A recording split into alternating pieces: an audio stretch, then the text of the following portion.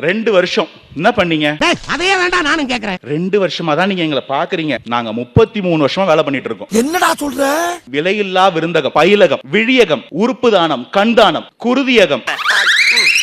நீங்க சொல்ற விஷயங்கள்லாம் வரவேற்கத்தக்கது. ஆனா இதை தமிழ்நாட்டுல இதை செய்வதற்கு பல என்ஜிஓக்களே இருக்காங்க. எத்தனை ஒரு பஞ்சாயத்தடா முடிச்சு பாரு, நமக்காக அம்பட்டு போலும் புள்ள குட்டியோட வெயில்ல காத்து கிடக்குறாங்களே. கட்சியை ஆரம்பிச்சு 2 வருஷத்துல என்ன பண்ணீங்கங்கறதா கேள்வி. சூப்பர். பதில சொல்றா. விஜய் சார் என்ன பண்ணிருக்காரு? எந்த போராட்டத்துக்கும் துணை நின்னு இருக்காரு. எப்பம்மா அவர் துணை நில்லாத ஒரு போராட்டம், ஒரு பிரச்சனை தமிழ்நாட்டுல கிடையாது. எப்ப? ஓ நீ அத சொல்றியா? புரிஞ்சு போச்சு. சார் பட்ஜெட் நான் பதில் சொல்ல மாட்டேன். சார் திருப்பரங்குன்றம் நான் பதில் சொல்ல மாட்டேன். சார் தூய்மை பணியாளர்கள் போராட்டம் பண்றாங்க, அவங்களை வீட்டுக்கு வந்து பார்க்க சொல்லுங்க. சார் 41 பேர் செத்து போயிட்டான், அவனையும் வீட்டுக்கே கூட்டுவான் ஆறுதல் சொல்றேன். சார் அங்க ஒரு நிர்வாகி செத்து போயிட்டான், பணத்தை தூக்கிட்டு மாலையோட எங்க வா, நான் மாலை போடுறேன். ஆனா என்னைய முதலமைச்சர் ஆக்கிரு. சிரிக்கிறானி வெக்கமா இல்ல? மதுரை மாநாட்டுல ஒரே ஒரு வார்த்தை, ஐயா மோடிஜி அந்த நிலத்தை எங்க மீனவர்களுக்காக கொஞ்சம் மீட்டு கொடுங்க ஐயா, ஏதாவது ஒரு வழி பண்ணுங்க, எங்க மீனவர்கள் படுற தொல்லையை பார்க்க முடியலன்னு ஒரே ஒரு வார்த்தை. நான் பார்க்கல. நல்லதா போச்சுப்பா. சத்தியமா நான் பார்க்கல. பாக்கல போங்கடா, அதையடா கூப்பிட்டு சொல்லிக்கிட்டு இருக்கீங்க. சோ ஒரு பேச்சு பக்கத்துல இருக்கக்கூடிய அயல் நாட்டுல இருக்கக்கூடிய ஒரு அதிபருக்கு கேக்கும்னா, ஒரு வார்த்தை பேசினார்னா இலங்கை வரைக்கும் அது எதிரொலிக்குதுன்னு சொன்னீங்க. பட்ஜெட் பத்தி ஒரு ட்வீட் போட்டிருந்தாருன்னா மோடி அவர்கள் வரைக்கும் கேட்டிருக்கோம். அது சொல்லுவாங்க, சொல்லி இருக்கோம். என் தம்பி எல்லா கேமராவும் ஓடிக்கிட்டு இருக்கு. ஆமா எல்லாம் தான் ஓடுது. நிறைய விஷயங்கள் தமிழ்நாட்டுக்கு கொடுத்திருப்பாரு. நீ பேசும்போது மட்டும் தட்டணும்னு சொல்லி கூட்டு வந்திருக்கீங்களா? நீங்க பேசும்போது தட்டுற அளவுக்கு பேசினா தட்டுவாங்க. என்ன கேவி அழுகுறான்? நீங்க என்ன பேச விடாம பண்ணி நான் பேச நிறைய விஷயம் மறந்து போயிட்டேன். என்னடா டேய் டுபாகூர் தர்க்கு. 2வது ரவுண்ட்ல நிறைய கேள்விகளுக்கு பதில் இருக்கு, நிறைய கேள்விகள் இருக்கு. அதோட சந்திக்கிறேன். நன்றி, வணக்கம். இன்றைக்கு மக்கள் ரொம்ப கடுப்பாயிட்டாங்க. போடா புண்ணாக்கு. 2 பேருடைய ஊழலுடைய உச்சத்துல போய் கடுப்பாயிட்டாங்க. அதனால இன்னைக்கு ஒரு மாற்று சக்தி அவங்களுக்கு தேவைப்படுது. அப்படியா? அப்படித்தான். புலி படத்திற்கு வாங்கிய 15 கோடி ரூபாய ஐயா வருமான வரித்துறையில கண்ணில் காட்டாம மறைச்சிட்டாரு. அதுக்கு 1.5 கோடி ரூபாய் அபராதம். இவங்க பேசுறாங்க கரப்ஷன் பத்தி எல்லாம். கொஞ்சம் மானம் சூடு சொரண வெக்கம் இது இருக்கா பசங்க உங்களுக்கு? வருமான வரித்துறை விதித்திருக்கிறது. யாருக்கு? அவன் ஊழலே செய்ய மாட்டான். யாரு? நான் தான். அந்த அவன் நான் தான் சொன்னார்ல விஜய், அவருக்கு 1.5 கோடி ரூபாய் அபராதம் விதித்திருக்கிறது வருமான வரித்துறை.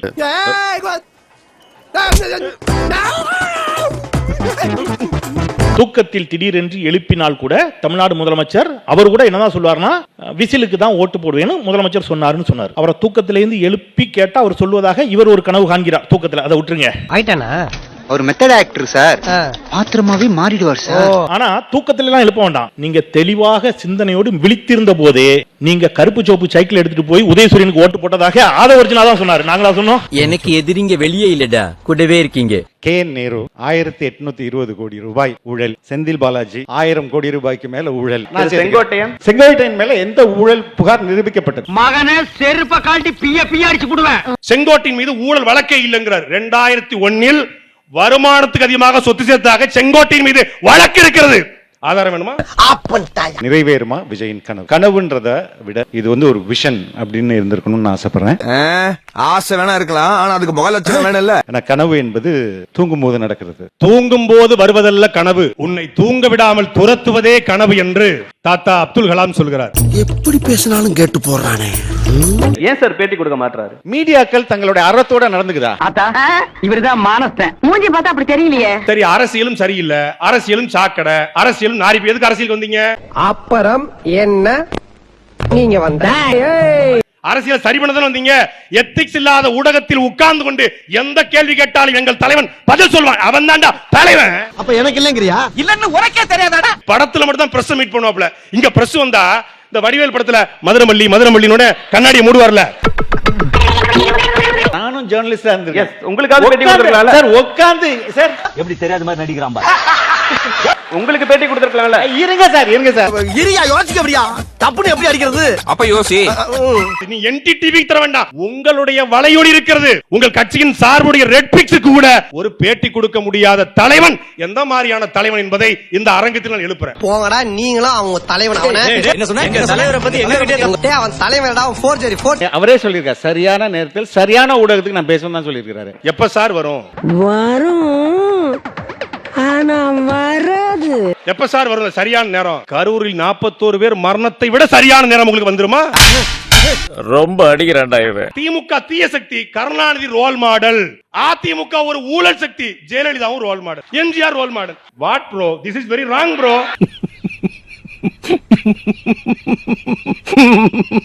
நீங்க எந்த வேணாலும் இவ்வளவு விமர்சனங்களை தாவேக்கா மேல வைக்கலாம், ஆனா களத்துல டிவிக்கு எப்படி இருக்கு? எந்த களத்துல?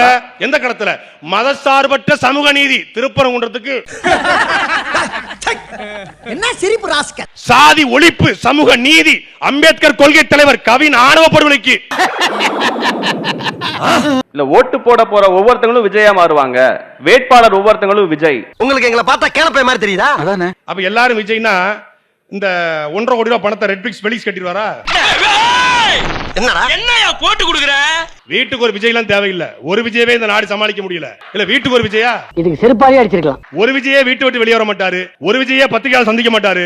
ஒரு விஜய் வந்ததற்கே அத்தனை பேரும் மரத்துல எடுத்துறான். இல்ல வீட்டுக்கு ஒரு விஜய் யாருன்னா எதுக்கு ஆறா நானா? தாவேக்காவை ஏன் எதிர்க்க வேண்டும் என்றால், தாவேக்கா ஒரு ஆபத்தான அரசியலை தமிழ்நாட்டில் முன்னெடுத்துக் கொண்டிருக்கிறது. என்ன சார் எங்க மேல சந்தேகப்படுறீங்க? உங்களாம் சந்தேகப்படக்கூடாதியா, பார்த்த உடனே சுட்டு கொன்றுக்கணும். எனவே நாங்கள் தாவேக்காவினுடைய அரசியல் நகர்வுகளை எதிர்க்கிறோம். அதையும் மீறி உன்னை தடுத்தா கொலை பண்ணிடுவேன். அவர்தான் சொன்னாரு கொள்கை எதிரின்னு ஒரு கட்சியை, பாஜகவை. அந்த பாஜகவை கண்டிக்கக்கூடிய வாய்ப்பு இதே 6 மாதத்திற்குள் எத்தனை முறை அவருக்கு கிடைத்திருக்கிறது? எதுக்கு அசைய மாட்டியா? இனி உன் காதுக்குள்ள அணுகுண்டத்தான தூக்கி போடணும். விஜயும் பேசல, நாங்க பேசினா விஜய் பேசின மாதிரின்னு சொல்றாங்கல்ல, இவங்களும் பேசல. அதுதான் கவனிக்கணும். அதுல சாரி சார், நீங்க தப்பா ஃபீல் பண்றீங்க. நான் அப்படிப்பட்ட ஆளா? ஜனநாயகனுக்கு சென்சார் போர்டு மூலம் சிக்கல், ஒன்றிய அரசின் மூலம் சிக்கல், பாஜக அரசுதான் முடக்கி வைத்திருக்கிறது. அவங்கள்ட்ட கேக்குறாங்க, யாருங்க காரணம்? திமுக தான் காரணம், உதயநிதி தான் காரணம். ஏங்க சென்சார் போர்டுக்கு இவங்களுக்கு என்னங்க சம்பந்தம் இருக்கு? சம்பந்தப்படுத்திக்கிட்டேன். தன்னுடைய படத்திற்கு பிஜேபி செய்கிற நெருக்கடியை எதிர்த்து பேச முடியாத விஜய் நாளைக்கு முதலமைச்சரா உட்கார்ந்து தமிழ்நாட்டை பிஜேபி வேட்டையாடுமே என்ன பேசுவார்? நீ கேட்ட ஒவ்வொரு கேள்வி என்ன செருப்பால் அடிச்ச மாதிரி இருக்குடா. மாதிரி இல்ல, உண்மையிலே செருப்பால தான் அடிச்சது. ஒவ்வொரு மாநாட்டுக்கு வர வியூஸ பாக்குறீங்களா? அவர் விஜய் பேசும்போது எவ்வளவு பார்வையாளர்கள் பாக்குறாங்க பாக்குறீங்களா அப்படின்னு கேள்விகளை எழுப்புறாங்களே. அதெல்லாம் உனக்கு ப்ரௌடா? அதுல உனக்கு பெருமையாடா? எல்லாம் ஒன்னால வந்து சாட்டை துறைமுருகன் யார் பாக்குறாரு? அவர் பார்த்துருவாரு. ஏன்னா பதில் போடுறதுக்காக பாத்துக்கிட்டே இருப்பாரு அவரு. அதை எடுக்கிற முடிவெல்லாம் நமக்கு சாதகமா தான் இருக்கு. அப்ப அதுல சாட்டையும் இருக்காரு, நானும் இருக்கேன், செந்தில்வேலும் இருக்காரு. நாங்கெல்லாம் ஓட்டு போட்டுருமா விஜய்க்கு? போய் தாவேக்கா ஓட்டர்ஸ் ஆறாங்க. ஹலோ, என்ன கலாய்க்கிறீங்களா? உன் மூஞ்சியெல்லாம் நான் கலாச்சிட்டாலும் வாயில நல்லா வருது பாரு. போடி. ஷானவாஸ் அவர்கள் பேசும்போது நிறைய விஷயங்கள் சொன்னாரு. மாநில அரசை விமர்சிக்கிறது மட்டும்தான் தாவேக்கா செஞ்சுக்கிட்டு இருக்கு அப்படின்னு சொல்லிட்டு, அதுக்கு என்ன இப்ப? வக்ஃப் போர்டுக்கு எதிராக வழக்கு நடத்தினது தாவேக்கா, சிஏக்கு எதிராக போராட்டம் நடத்தியிருக்கோம், எஸ்ஐஆருக்கு எதிராகவும் போராட்டம். மெல்ல மெல்ல என்ன செவருக்கு வலிக்கும். பாஜகவை எதிர்த்த போராட்டத்துல பாஜகவை கண்டிக்கிறோங்கிற வார்த்தையே இல்லாம பாஜக எதிர்ப்பு போராட்டம் என்ன போராட்டம்னு திருப்பி கேக்குறேன். என்ன இவன் பூசன மாதிரி இருக்கணும், பூசாத மாதிரி இருக்கணும், பார்த்தா பழிர் இருக்கணும், இதெல்லாம் தொழில் நேக்குமா? ஆமா சார், நீங்க பாஜகவை கண்டிக்கிறீங்க சார், எங்க கண்டிச்சீங்க? விஜய் பாஜக ஒண்ணு இல்ல சார். இப்ப திமுகவும் பாஜகவும் சேர்ந்து நாடகம் ஆடுது. திருப்பரங்குன்றம் ஆக்சுவலா அது உண்மையில ஒரு ஃபேக் நாடகம். மறுபடியும் செருப்பால் அடி வாங்க போறீங்க. இப்ப நீங்களும் பாஜகவும் ஒண்ணு சேர்ந்துட்டு நான் அடிக்கிற மாதிரி அடிக்கிறேன், நீ அழுகிற மாதிரி அழு அப்படின்னு நாடகம் ஆடுறத நீங்க நல்லா நடிக்கிறீங்கன்னு நாங்க சொல்லுமா?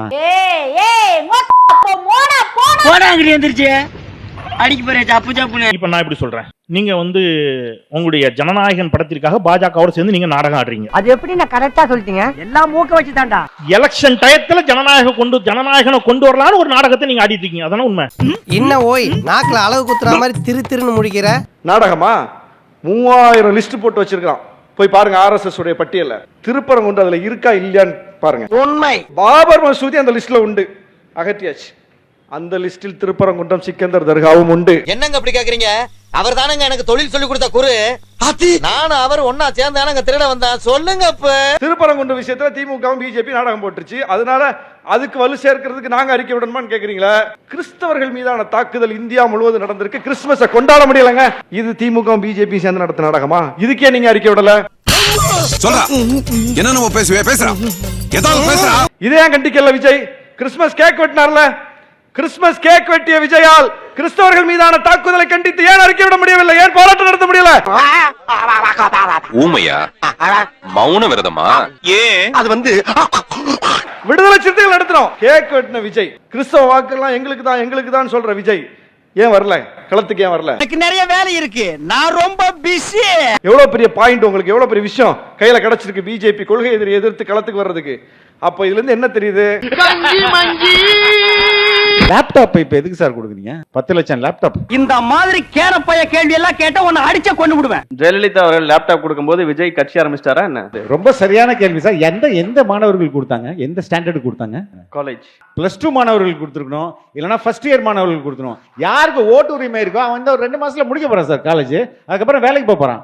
அவனுக்கு கொண்டு போய் கொடுக்குறீங்க. யாரா அவனுக்கு தான் ஓட்டர் ஐடி இருக்கும். ஆளுதான் ஆன மாதிரி வளர்ந்துருக்க, அறிவு பூன அளவுக்கு கூட இல்ல. அப்புறம் என்ன சொன்னீங்க? லேப்டாப் இப்ப ஏன் கொடுக்குறாங்க? ஓட்டுக்கு. ஆமா, காலை உணவு திட்டம் பள்ளிக்கூட பிள்ளைகளுக்கு கொடுக்குறாங்க. ஓட்டுக்கா?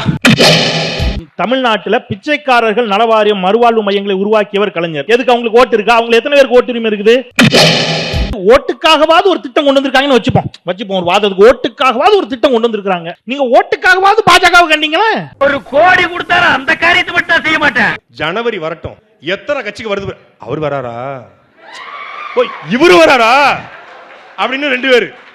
இவரு ஜனவரிக்கு அப்புறம் பாருங்க, ஜனவரி முடிந்து பிப்ரவரி மாதம் தேதி இன்னைக்கு 6, பிப்ரவரி 30 வந்தா தாவேக்காக்கு கூட்டணி சாத்தியப்படும். பிப்ரவரி 30.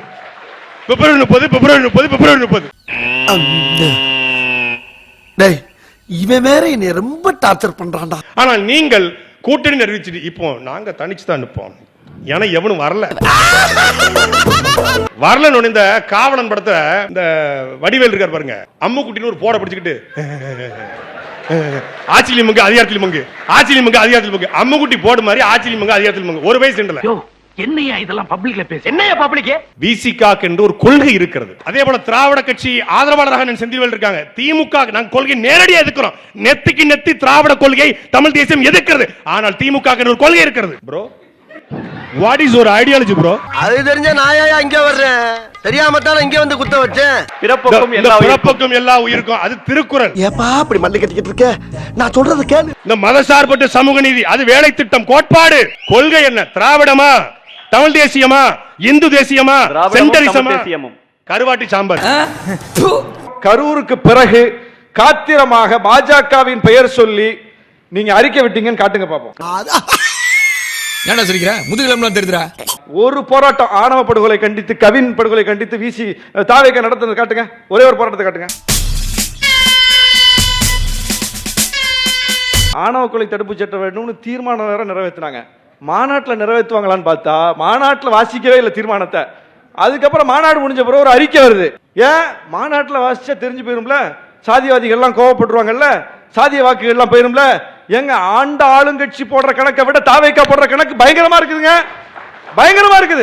அப்புறம் என்ன ஆரம்பிக்க வேண்டியதானே?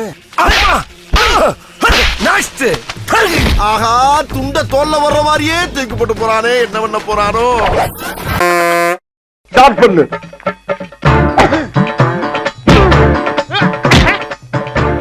இங்கிட்டு வா. அப்படியா?